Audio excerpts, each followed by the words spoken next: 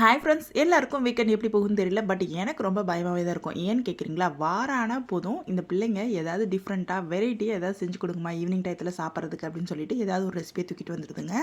இன்றைக்குமே அதே மாதிரி ஒரு ரெசிபி வைரல் பொட்டேட்டோ ஃப்ரை தான் இன்றைக்கி நான் வந்து பண்ண போகிறேன். இதுக்கு நீல வாக்கில் இருக்கக்கூடிய பெரிய உருளைக்கிழங்கா எடுத்துக்கோங்க. ஃபஸ்ட்டு தோல் சீவிட்டு அதை ரெண்டாக கட் பண்ணிவிட்டு இந்த மாதிரி ஸ்லைசஸ் தான் நம்ம கட் பண்ணணும். அதுக்கு மெயினாக இங்கே குச்சி தேவைப்படுது. நான் வந்து சாப்ஸ்டிக் யூஸ் பண்ணிக்கிறேன். உங்கள்கிட்ட குச்சி இருந்தால் கூட யூஸ் பண்ணிக்கோங்க. ஃபஸ்ட்டு உருளைக்கிழங்குல கத்தி கீழே வரைக்கும் போகாத அளவுக்கு மேலே மட்டும் நல்லா நீட்டை வாக்கில் கட் பண்ணி எடுத்துக்கோங்க. அதுக்கப்புறம் உருளைக்கிழங்கை திருப்பிட்டு மறுபடியும் சைடு வாக்கிலேருந்து கட் பண்ணிட்டிங்கன்னா இந்த மாதிரி ஸ்பைரல் ரோலாக நம்ம கிடச்சிரும். இதுக்கப்புறம் இதுக்கு தேவையான மசாலாஸ்க்கு வந்து பார்த்திங்கன்னா 2 டீஸ்பூன் கார்ன்ஃப்ளவர், கொஞ்சமாக உப்பு, சில்லி பவுடர், கொஞ்சமாக பெரிய பெரிய மசாலா சேர்த்து நல்லா மேரினேட் பண்ணி வச்சுட்டேன். இப்போ நல்லா ஆயிலை ஹீட் பண்ணிவிட்டு அதில் போட்டு பொரிச்சு எடுத்தால் சூப்பராக நம்மளுடைய ஸ்பைரல் ரோல் வந்து ரெடி ஆகிடும். கட் பண்ணி முடிச்சதும் எனக்கு அப்பானா இருந்துச்சுங்க. ஆமாங்க, அவ்வளோ கேர்ஃபுல்லாக கட் பண்ண வேண்டியதாக இருக்குது. பட் ஆனால் ஆயிலில் போட்டு பொரிச்சு எடுத்த பின்னாடி பார்க்குறதுக்கு ரொம்பவே அழகாக இருந்துச்சு. உங்கள் கிட்ஸுக்குமே கண்டிப்பாக இந்த மாதிரி ஒரு தடவை செஞ்சு கொடுங்க.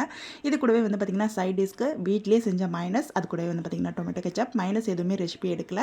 கூடவே ஃப்ரெஞ்ச் ஃப்ரைஸும் அதுக்கப்புறம் கோல்டு காஃபி. இந்த வீக்கெண்ட் நீங்கள் என்னெல்லாம் பண்ணீங்க அப்படிங்கிறத கமெண்ட்ஸில் ஷேர் பண்ணுங்கள்.